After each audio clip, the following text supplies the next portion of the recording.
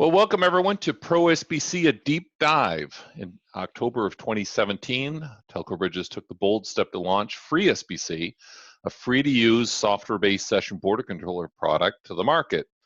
Since then, we've had over 12 million session licenses of FreeSBC software downloaded by thousands of users around the globe. Many of those sessions are now in production or various stages of evaluation. And during that time, we at TelcoBridges have been collecting customer feedback and working diligently on a product development roadmap to implement many of those suggestions. The result is ProSBC, an enhanced commercial session border controller offering that fits many more use cases in both service provider and enterprise applications. Today, we are pleased to share with you an in-depth look at both FreeSBC and ProSBC, explaining their features, capabilities, use cases, and a peek at the future roadmap, and much, much more. So let's get started.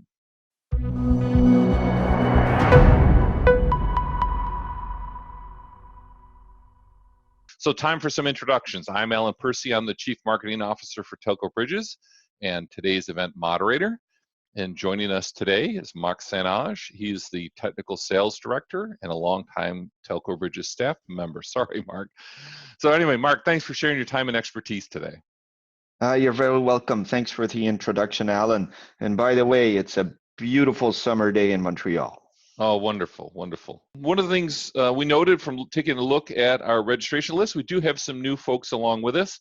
And so, Mark, what I was hoping to do is just do a quick overview of TelcoBridges. Maybe you could just give us a quick overview of the company. Yeah, for sure, I can do that. I've been with TelcoBridges for 14 years. So just after the company was founded, we're based in a suburb of Montreal. So we're a Canadian company. TelcoBridges is a manufacturer of media gateways, signaling gateways, and session border controllers. We do everything here in Montreal in our headquarters, that is software development, hardware design, and even production. We have other offices elsewhere around the world, out of which we provide, technical support as well as sales support. And those offices are located in Poland, Turkey, and Hong Kong. So we're well positioned to serve everyone around the world. And that's also how we are able to offer 24/7 technical support for our session border controller products that we're going to talk about today. Great, thanks. Well, a quick peek at today's agenda. We're going to start with a little discussion about some of the market trends. Then we're going to move on and discuss the position of FreeSBC and ProSBC, where the two of them fit in the marketplace. We'll discuss some of the new features that were introduced with ProSBC, cover many of the use cases for both Free and ProSBC.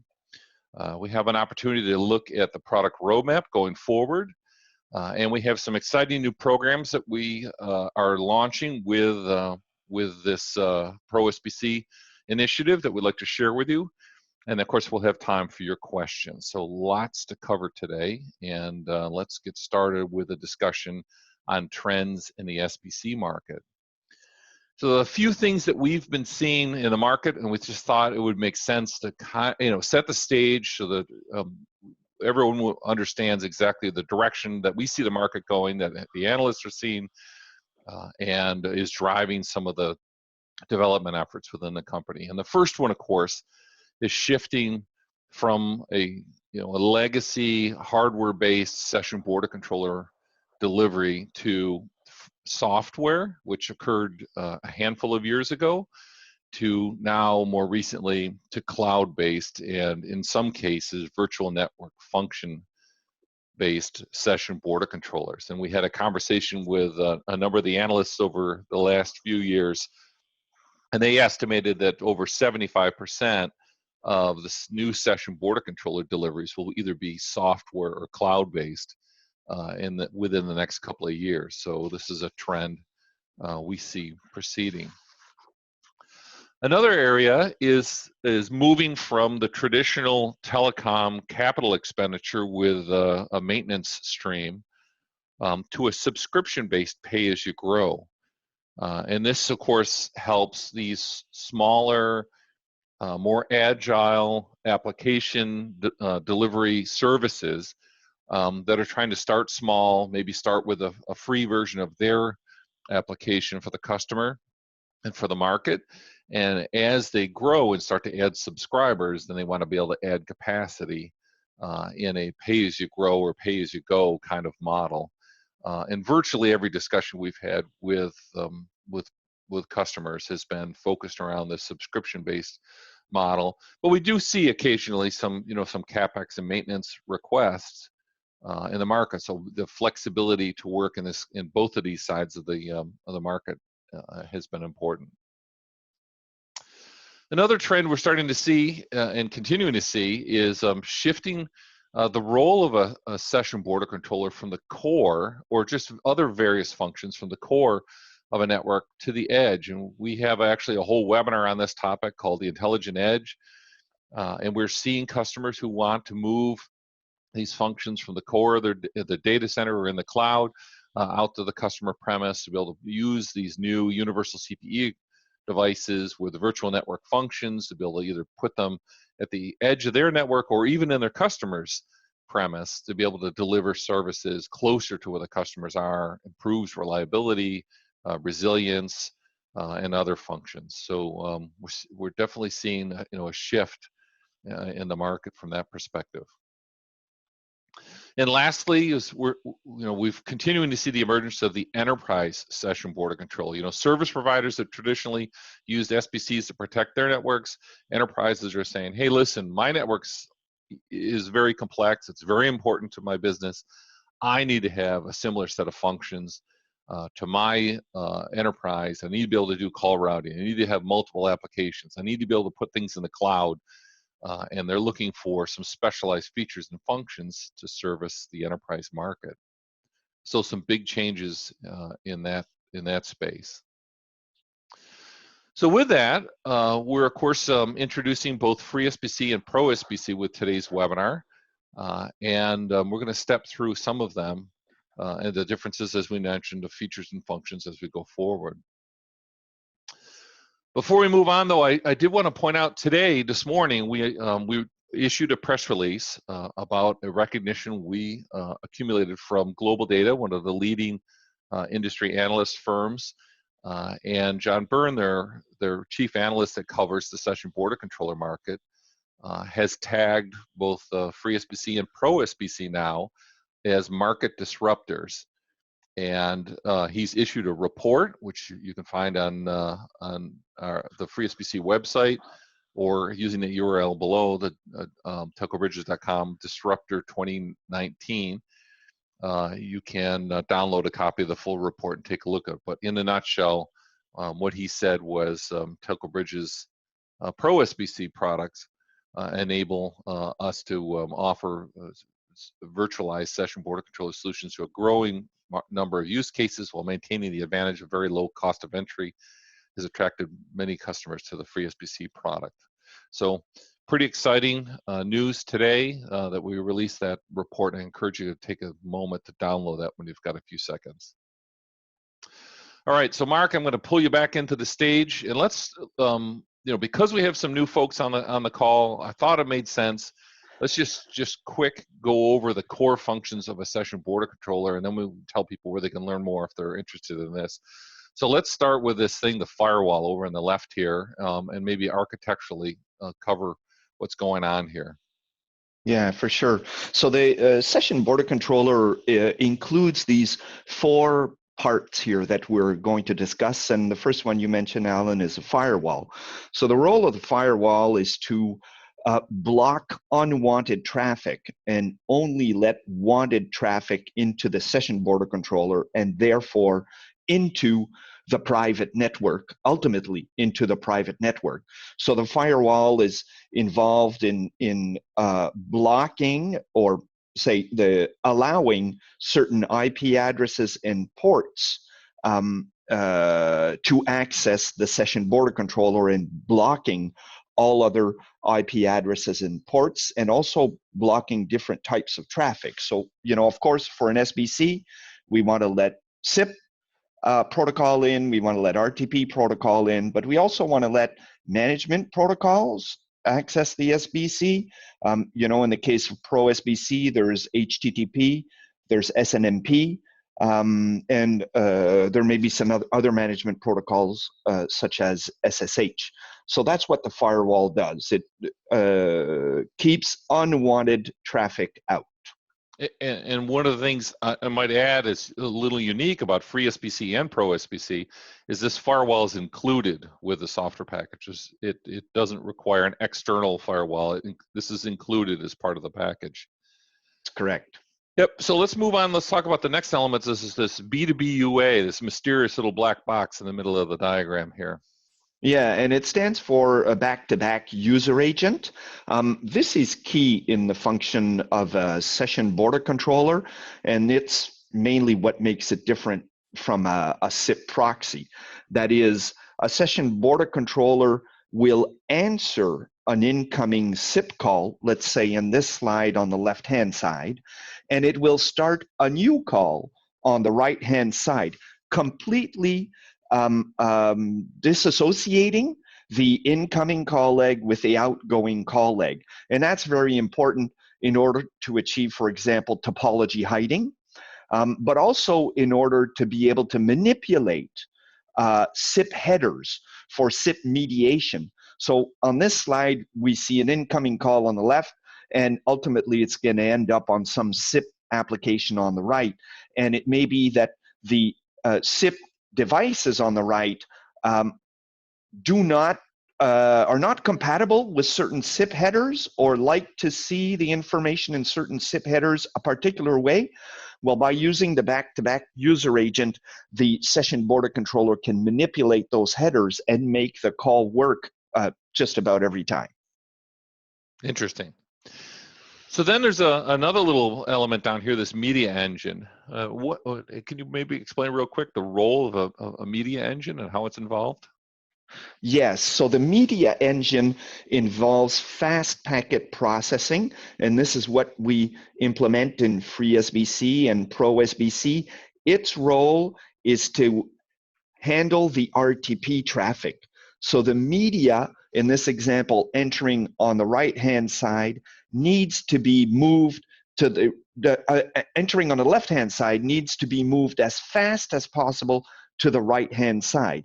This is what the media engine does. We want to make sure that it's not causing any latency, not introducing any jitter as well. And this is what we're able to achieve with FreeSBC and ProSBC. And I think one of the elements of the media engine too is also down the road is the need to do transcoding or to pull resources in to do transcoding. Maybe just mention that real quick. Yeah, that's true. That can exist as well when the audio used on one call leg of the SBC is not the same as the audio on the other call leg. For example, where we're using the G711 codec on one side and G729 on the other, we can use the media engine to perform transcoding, or for example, to change how DTMF digits may be transported from one side of the SBC to the other. Right. And last but not least is this routing engine. And how is that leveraged in the typical use case? Yeah, so the session border controller supports a variety of call routing algorithms. You know, the most well-known are, for example, least cost routing or load balancing or priority routing or schedule routing, you know, based on time of day, day of week. All of this is available in FreeSBC and ProSBC.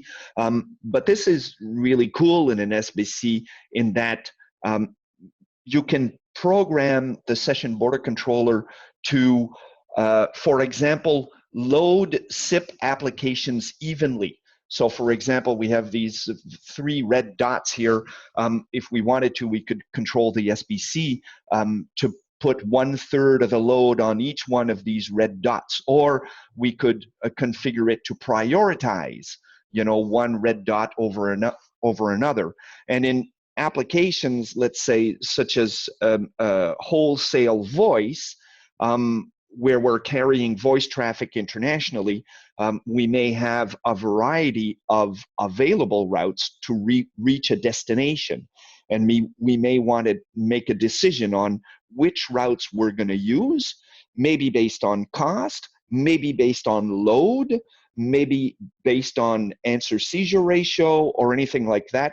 You can implement all of this in TelcoBridges SBC. Right. Great. And these, of course, all these functions are part of both FreeSBC and ProSBC. That's and, right. Yep. And as we mentioned, we have a much more in-depth recorded webinar on what is an SBC and the video library, if you should so need any additional background. So thanks for that, Mark. All right. So I thought maybe it made sense is a quick explanation of what's the positioning differences between FreeSBC and ProSBC, because that's probably one of the first things that pops up is when would I use the free, when would I use the pro. And I guess let me quick go through these, and Mark, then I'll have you comment on it. But the big thing with FreeSBC, it's targeted towards the tier 2, tier 3 service providers. Maybe some SMB applications, generally focused on access and peering. The open source communities have adopted it at incredible volume. We see Asterisk applications, free switch applications, 3CX, etc. We see the open source communities really jumped on it. It's great for educational programs. We've got some university students who have adopted it and use it for some of their programs. It's very easy to download and use, and depending on community support, makes it so that we can deliver to the market for free and get people started as they go forward. ProSBC, however, is targeted towards a broader spectrum of the service provider and enterprise marketplace that are probably looking for something that has support and has some additional functions. And not only supporting the access and peering applications, but also software as a service and a number of use cases, which we'll share with you as we go through today's deck. Generally are commercial applications. They're looking for encryption and HA support, and they require live support 24/7 as an option, and they're looking for a paid engagement with a subscription for these kinds of solutions. So Mark, anything thoughts you can probably help differentiate between the two? Yeah, I think I can say, I speak with the customers every day, and what I see happening often is that, people are using FreeSBC. You've explained with other open source software, or they have a special project, or they have a new project they want to put in place, and they need an SBC for that. But what I'd like to say is that because ProSBC is affordable, it happens very quickly that the customers will move from FreeSBC to ProSBC because there may be some of the more advanced features they need, or they see value in those, and also for the technical support. Very much true. Absolutely. Okay, so a quick feature comparison. This is always an area of much interest, which is, okay, so what does FreeSBC have? What does ProSBC have? And, starting at the top here, the first 4 features, I think are probably key things that really make a session border controller, the back-to-back user agent and topology hiding that Mark talked about a few slides back. The ability to do denial of service and DDoS protection with white and black listing, that firewall functionality, the routing, load balancing engine, and of course that SIP header manipulation, and all those basic features are included in FreeSBC as basic standard functions. Where ProSBC starts to differentiate itself is these additional packs. And in the interest of time, we kind of summarized it here, but maybe Mark, we could just share what's the media pack function group include? Yeah, so with ProSBC compared to FreeSBC, you can handle media in different ways. So the actual audio carried by RTP can bypass the SBC, or you can perform transcoding, and you can play pre-recorded audio or even record calls. These are media functions that are available in ProSBC. And then the analytics pack with its call trace testing, test call, and signaling capture functionality. Can you maybe just explain, when and how would someone use that? Yes, so these features are really cool and really add a lot of value. They are basically integrated troubleshooting tools. The call trace tool allows you to search through current active calls on the SBC. You can search on different criteria, such as the calling telephone number, the called telephone number, the incoming trunk group, or even time of day, to search for calls that are of interest to you. And then you can view the signaling on a ladder diagram. This is mainly used for troubleshooting purposes. What's more is that you can, the call trace tool also keeps the information for historical calls as well. So you can go back in the past hour, the past day, or even before that to look at what happened to calls in the past for troubleshooting purposes. And then the other two troubleshooting tools that are included is a test call feature, which allows the SBC to generate a real test call. This is mostly used when we're configuring new call routing and we want to test that our call routing is configured properly, or we want to test that a SIP destination can actually be reached. And of course, the ProSBC allows for the capture of SIP signaling packets, so the actual SIP signaling into Wireshark files that you can open up with Wireshark. So you have the analytics pack provides a whole set of troubleshooting tools that help you operate and maintain the SBC. And then also too, there's the API and connector pack, and the idea of this is it provides those interfaces for these other external systems. So not only APIs, but also the ability of delivering call detail records to interface into billing systems with Radius, and provide an interface for stir shaken, both validation and authentication as they go forward. We're going to talk also about Encryption pack in just a couple of slides. We'll get into some details of what's available there, and we'll also talk about the high availability functionality in a couple of slides. So we'll get into those two in detail. So one area, Mark, too, I wanted to zero in a little bit is that we've introduced with FreeSBC 3.1 some scaling limitations with NAPs, and of course we should probably first explain what's a NAP in the sense of our session border controller, and then the registrations. Yeah, a NAP stands for Network Access Point. Others may call it a trunk group. So when you configure an SBC, you identify peers that you're communicating with via SIP, and these are called NAPs in FreeSBC and ProSBC. It's the same thing as a trunk group, and the registrations is SIP endpoints, such as IP phones, for example, or soft phones typically register on a soft switch, or they'll register on an IP PBX. The SBC, its role with registration is to forward the register request to the IP PBX or the soft switch.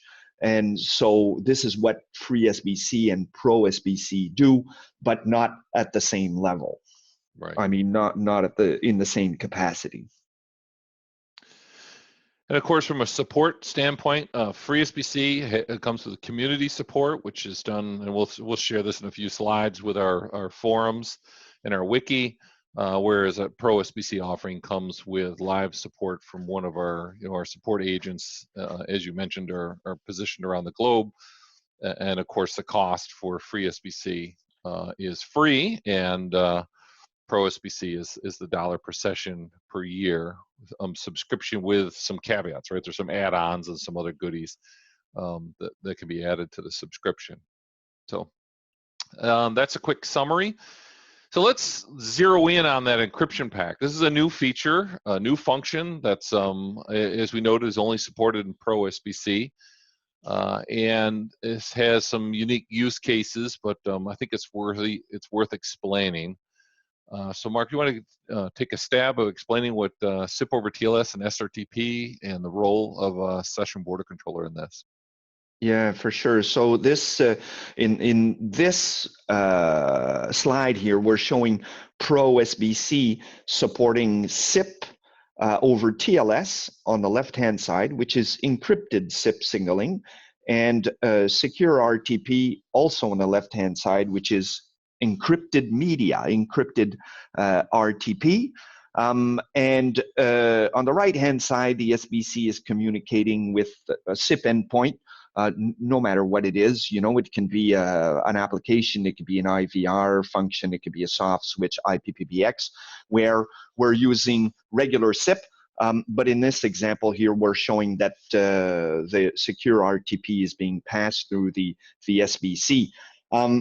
The role of TLS and SRTP is to secure communications over a public network such as the internet, for example.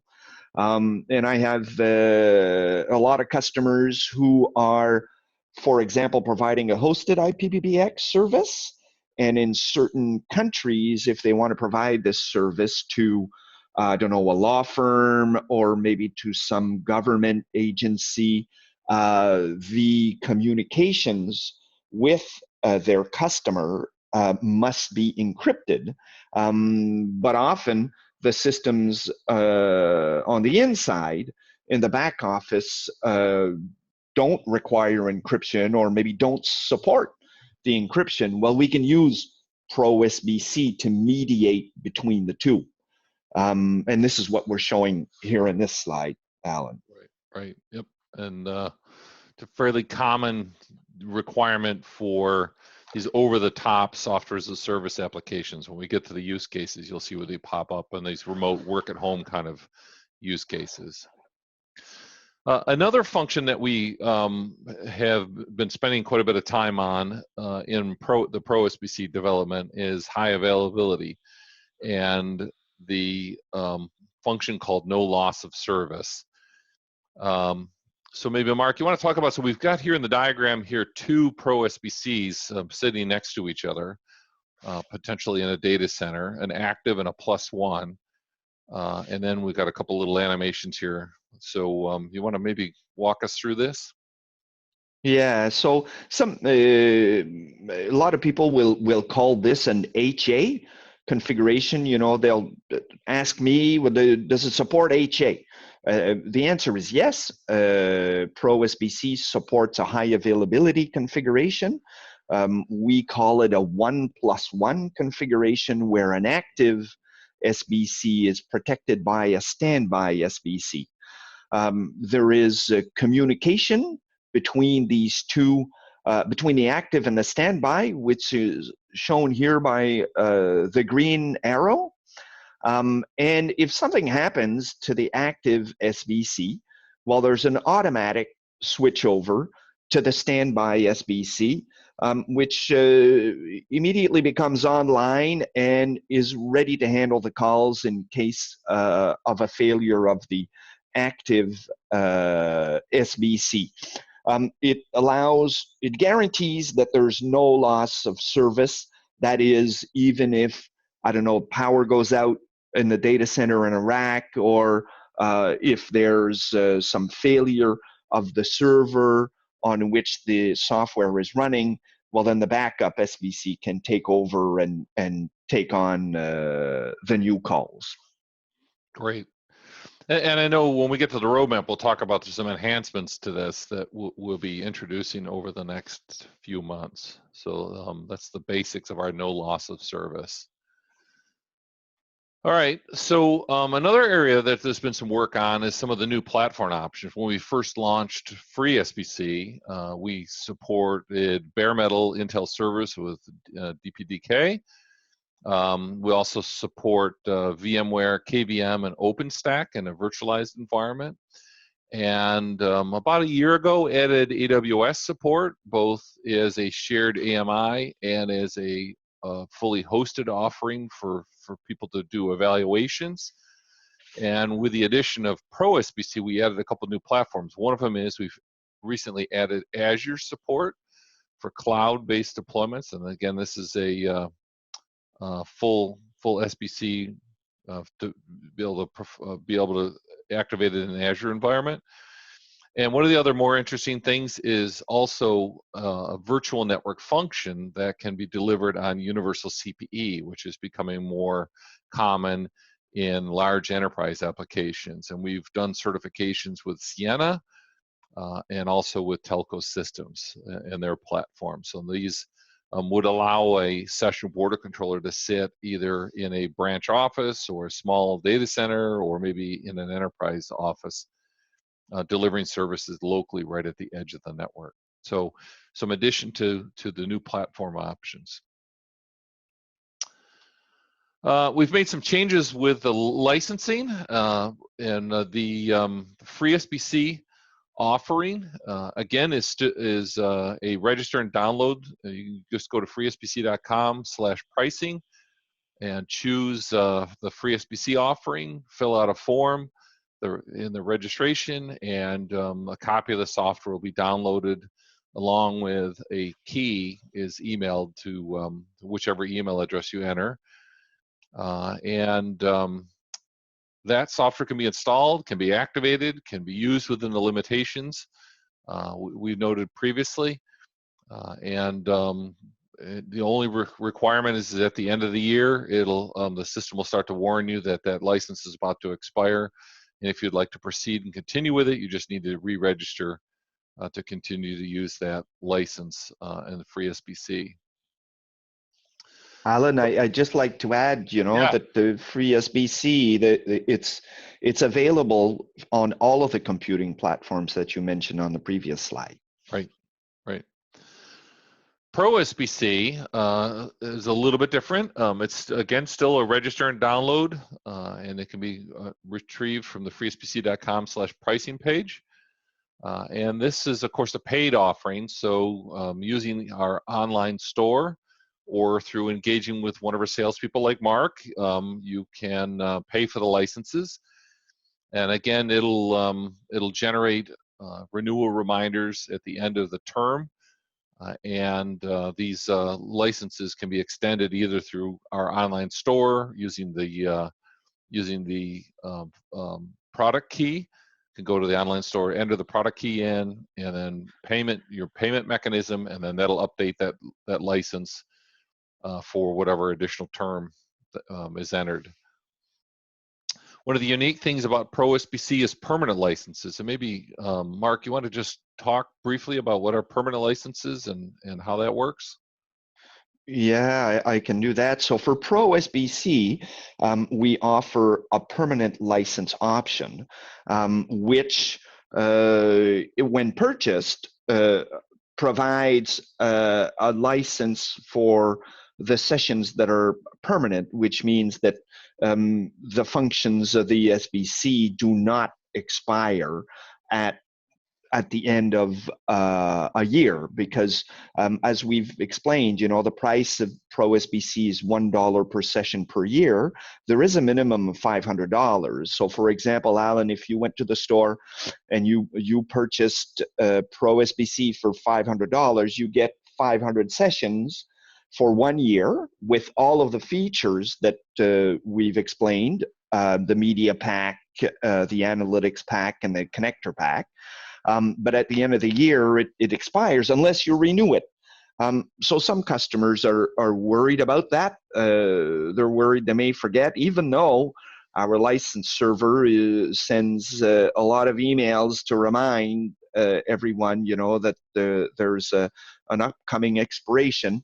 Well, then we're offering a permanent license option, which is available through by contacting myself or any of my sales colleagues. Right, exactly.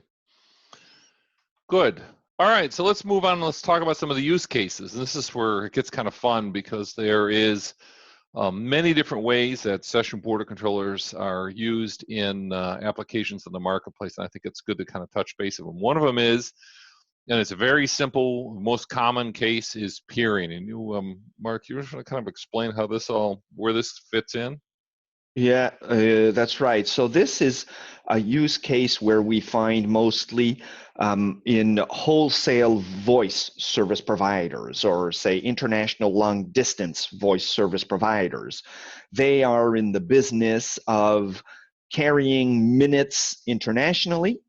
So they are interfacing with a lot of other service providers, most often using voice over IP, that is with SIP.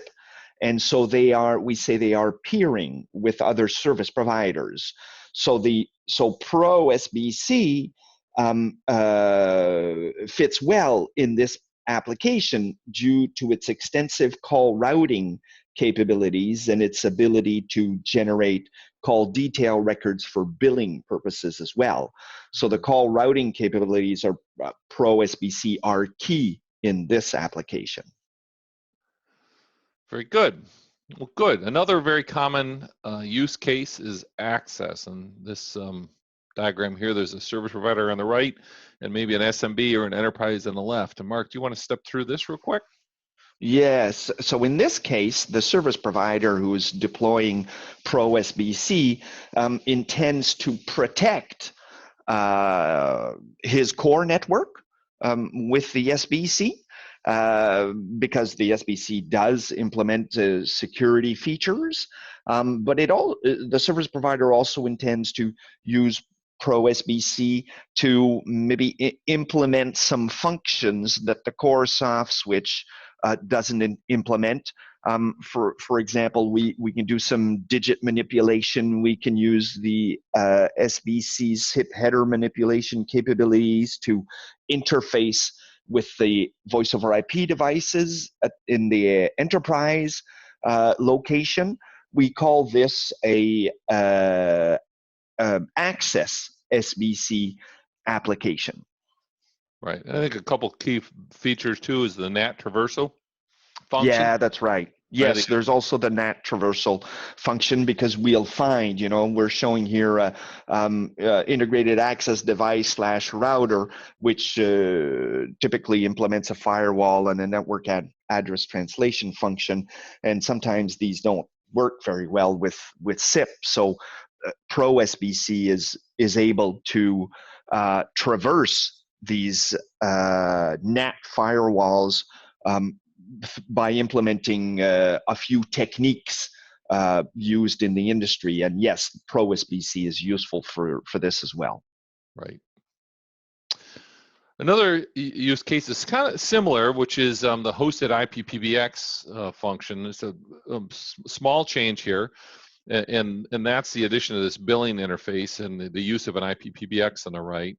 Very common kind of functions, but probably the key thing to do is maybe explain the interface into the billing systems and where that fits in. Yeah, I can do that. So I have a large number of customers who are using ProSBC in front of their IP PBXs, because usually they have more than one IP PBX. Their IP PBXs are hosted very often for their customers. So the IP PBX is in their data center or in the cloud, and they're providing the service to their customer who is subscribing, to a hosted IP PBX service. The ProSBC, in this case, has the ability to generate call detail records, text-based CDRs, or radius CDRs can be generated or written to Radius server using the Radius protocol. This helps the service provider in billing the services that he's providing to the customers.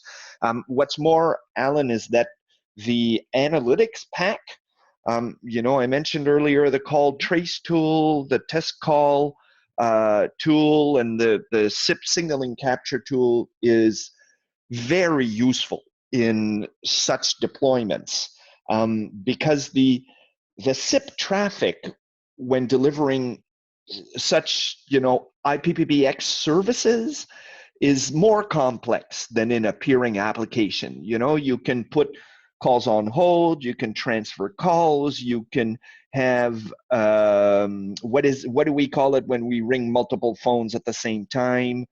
You know, there are a lot of these. What's that? Like group calling. Yeah, group calling. So, you know, the call flows can become complex very quickly. And with the analytics pack of ProSBC, it helps a lot to when we deploy the services and if there are any issues in finding the solution. Awesome. So moving on then for other use cases, this has sort of popped up as a software as a service use case. And this is where I think, as you mentioned previously, you know, some application might be in the cloud, and they're looking for a cloud-based session border controller to protect that application, and then consumers out in the you know, in the wild here on the left, which is, and because they're depending on the internet for transport, the SIP over TLS and SRTP are important, and being able to protect that application and also do NAT traversal for, you know, the home user or those kinds of applications seems to fit in. Yeah, that's right, and we can imagine all kinds of applications. You know, there are IVR applications, maybe some voting applications. You know, where people call and they vote on something. You can deploy now just about anything in the cloud. Right, right. One that a use case that we actually got as a special request. Thank you for asking for it. Was you know, how does it fit in with CALIA? And this probably we could probably do a whole separate webinar on CALIA, and maybe we should talk about CALIA in more detail. But just real quick, Mark, do you want to just walk through CALIA and the role of the SBC in CALIA? Yeah, sure. I can do that. So the CALIA requires, well, in the USA and elsewhere in the world, there are other regulations, right, that are in place, but the objective is the same, is that it's to allow law enforcement agencies to ask service providers to intercept calls. And you know, sometimes they may need a warrant. Well, in North America they do. Elsewhere around the world, not 100% sure. But the important thing is that service providers must comply. So they must have the ability to intercept calls and deliver them to the police. And so ProSBC allows them to do that because it implements the lawful intercept feature. And what the lawful intercept feature allows to do is to be able to accept from the law enforcement agency a list of telephone numbers, target telephone numbers to intercept, and a start date and stop date and time and stop date and time for the interception. And it allows the law enforcement agency to upload this list to the SBC, and the session border controller will intercept the calls that either the calling telephone number or the called telephone number matches any of the phone numbers in the list. It'll intercept the call. It will write the equivalent of what's a call detail record on the law enforcement agency's CDR server, but in the actual terminology is an IRI record, an intercept related information. So the SBC will write a call detail record, basically giving, when the call happened and what was the calling and the called telephone numbers and how long the call lasted. Also, the session border controller will make a copy of the audio and send it to the law enforcement agency on using SIP and RTP. And actually, this is called delivering the content of communications to the law enforcement agency. And there, the law enforcement agency listens to the call, but more typically records the content of communications. So with ProSBC, service providers can comply to this requirement, which calls for them to be able to intercept calls for the police, basically. Yeah, and like I said, we'll probably schedule a webinar a little bit later down the road and get into the nitty gritty of this. But the summary of all this is that ProSBC can fork off these copies of these streams to be sent to the law enforcement agency along with the intercepted related information per the ETSI specifications. And this is fairly common in service provider applications. And I would imagine a lot of the hosted service providers, when the law enforcement folks come knocking, are going to be saying, "Oh my goodness, how do I do this?" And we should do a more detailed webinar on how to implement this. Alan, even the request comes and it's very specific, right? Yep. Does your product support ETSI 201671 version 3 dot whatever? Right. It's very specific. They've had they've been given by regulation, right, the mandate to do this. Yep. Good. Another use case that we mentioned a couple of times so far is this intelligent edge strategy. And this is where using universal CPE equipment, they're putting multiple virtual network functions out in these little devices out at the customer premise or in branch offices. And one example that we have been involved in is in an SD-WAN deployment where they're using somebody like Fortinet, for example, and their SD-WAN VNF along with ProSBC as a session border controller. And the data users are being routed through the SD-WAN platform while the IP PBX and remote telephones and other devices are routed through the session border controller software in a single device, so they can share the physical implementation or physical equipment along with network termination technology. So there might be an optical circuit termination logic, so they only have one device out of the customer's branch. And again, we've got a couple of webinars on this whole strategy on our library. One that's popped up more recently that's kind of exciting, and we talked actually about it in last month's webinar, is CPaaS providers. We're running into a flurry of these where the CPaaS provider needs to be able to manage the traffic that comes into their platform, either distribute it or to cap it or to groom it so that they don't end up in an oversubscribed or overloaded situation affecting all their customers.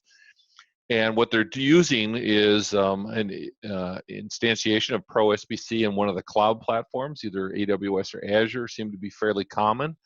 And they terminate their SIP trunks on that SBC. Then the SBC delivers managed traffic into the platform, whether it be Twilio or with projects with Telestacks, so that the CPaaS platform then has a predictable amount of traffic before it moves on with implementing the specific application.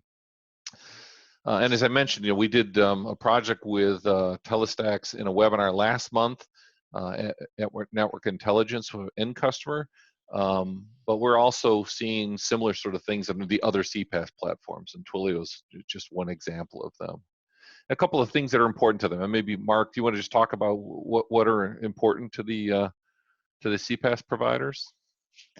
Yeah, I think important to the CPaaS providers, well, one of them from a technical point of view is that SBC must support domain names, fully qualified domain names instead of IP addresses, because this is one of the ways that the CPaaS platforms implement redundancy, right? Instead of handing out an IP address where the call needs to go to, they hand out a domain name, and therefore they can, by changing the resolution in the domain name server, they can change where the calls go, actually. But from the outside world, you're always sending the calls to the same domain name. So it's important that the SBC supports FQDN mapping. The other thing also that's important for the user of the CPaaS platform is that the session border controller be able to route calls based on different criteria. The one that's most widely used is, of course, to be able to route calls based on the called telephone number. So very often these CPaaS platforms are used to implement IVR functions, or they're at the other end of 1-800 number. And when you call there, well, you get IVR, and it's for sales, press 1, for support, press 2 if you're calling about this and that. Well, our customers who are leveraging these CPaaS platforms need a session border controller to route the calls to the appropriate implementation in the CPaaS cloud.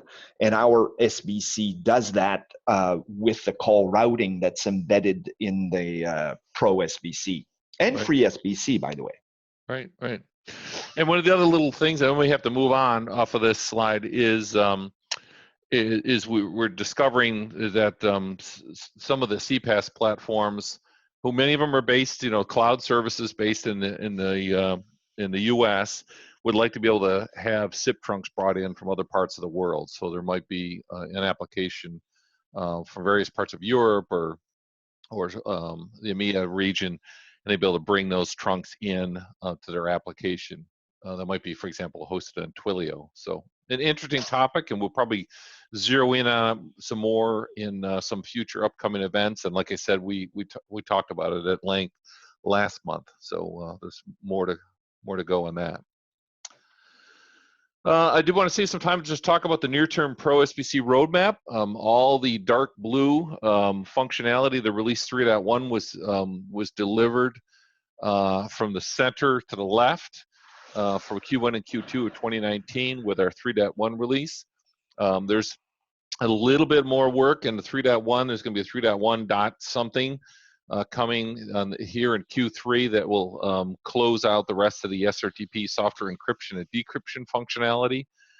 And then that starts our 3.2 release with an enhanced HA, no loss of call failover, which will maintain calls across the failover using a failover strategy. So we'll talk about that more later this year when we get into the nitty-gritty of that implementation. And we also expect to be introducing some software-based transcoding. There are some situations where some relatively simple transcoding requirements pop up, and we should be able to do that on software only without the hardware.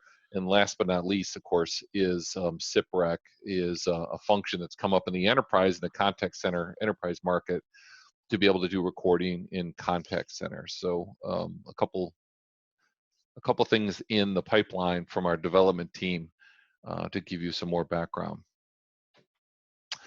Some other exciting news is we also just posted a couple of days ago our first hardware validation program entry. And what this is customers have come to us over and over again and said, this is great, you guys sell just the software.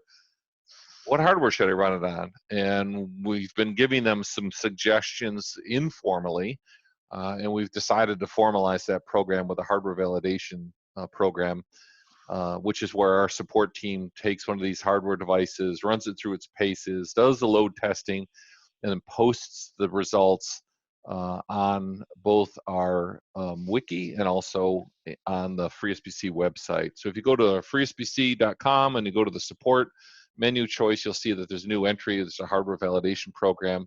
We have one entry so far, many more to come as soon as we get them documented, giving you a couple of platforms to choose from that we've tested and validated and have known performance profiles as they go forward. Hey, and Alan, Yeah. we would welcome suggestions too. Absolutely, If anybody out there, there's a piece of hardware that you like or that you'd like to use, we welcome suggestions. Yep, absolutely.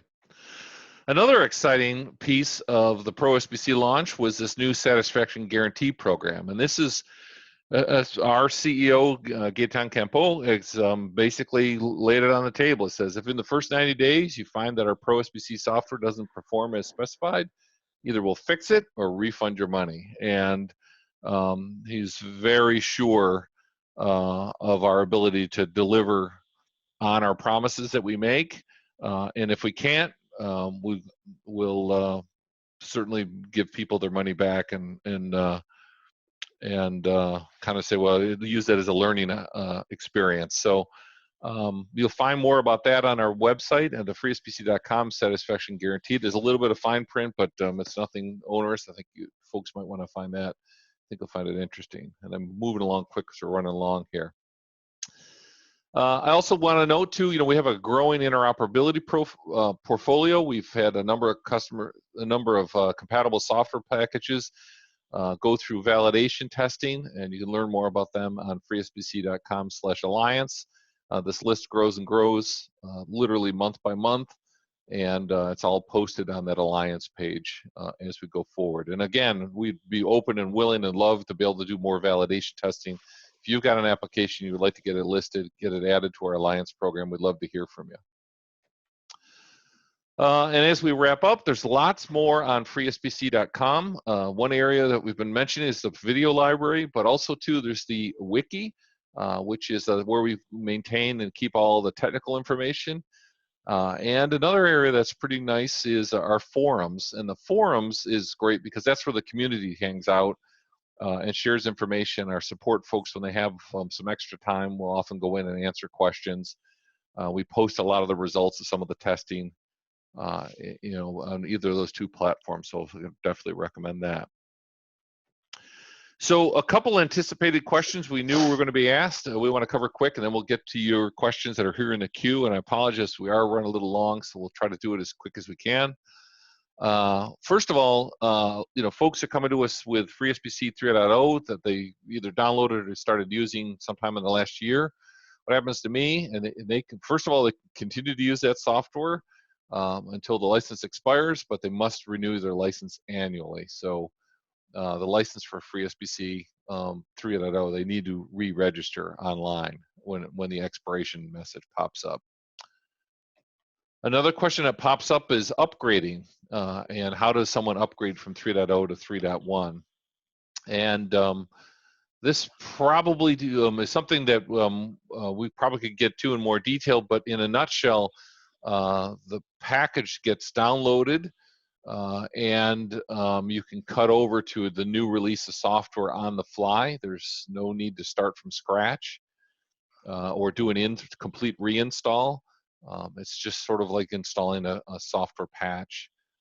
And this whole process of moving to release 3.1 is free for almost all users. And then last but not least is I have a paid version of FreeSBC Pro Edition, which is what we were offering last year. And they can certainly update to ProSBC, and this is at no cost. And it's just a matter of going through the update process to update the software.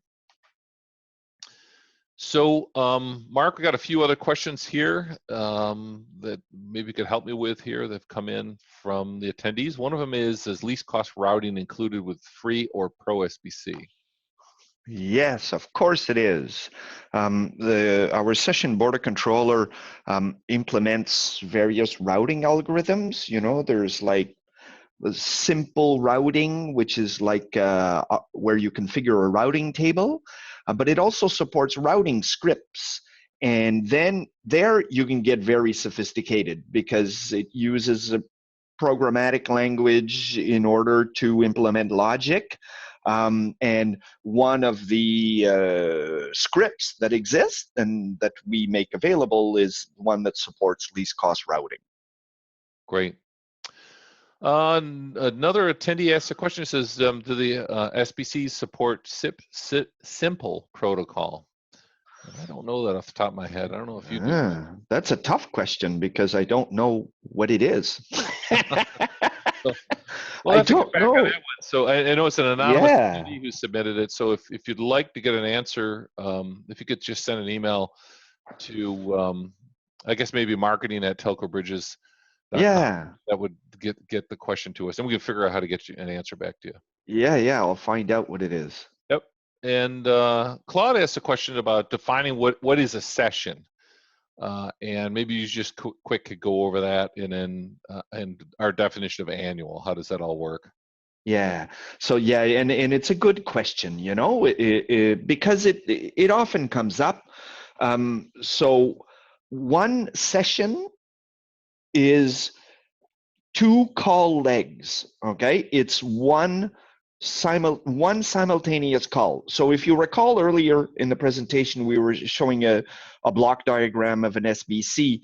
We could see one SIP incoming call on the left-hand side and a corresponding outgoing call on the right-hand side. Those are 2 call legs, one incoming, one outgoing, and the session is the combination of the 2. Okay, and it's a very good question because not every vendor defines it the same way or may keep it blurry. So for example, Claude, if you have a project or you have a network and you need to support, I don't know, 1,000 simultaneous calls, well, you need 1,000 sessions on the SBC. Right, and that's the answer to the other part of the question, which is this a concurrent? So they had a 1,000 session license that would be a 1,000 concurrent sessions, as we just talked about, being passing through the SBC would be the limit. And of course, any PBX or any SIP device, any SIP trunk, any as long as it's a single session conversation. Okay. Yeah. All right, and then just one, Claude also just sort of talked about the $500 minimum, kind of maybe I guess an open thought about maybe downscaling. Well, we've kind of decided that a $500 minimum for service provider in these kinds of applications is right now is the minimum transactional cost. We've been kind of kicking around the ideas of maybe something for enterprise, but Claude, I would like to hear what your situation is. To build a case potentially down the road for maybe something smaller for large enterprise applications. So we'd love to hear from you on that. So yeah, thank you for the comment. Yep.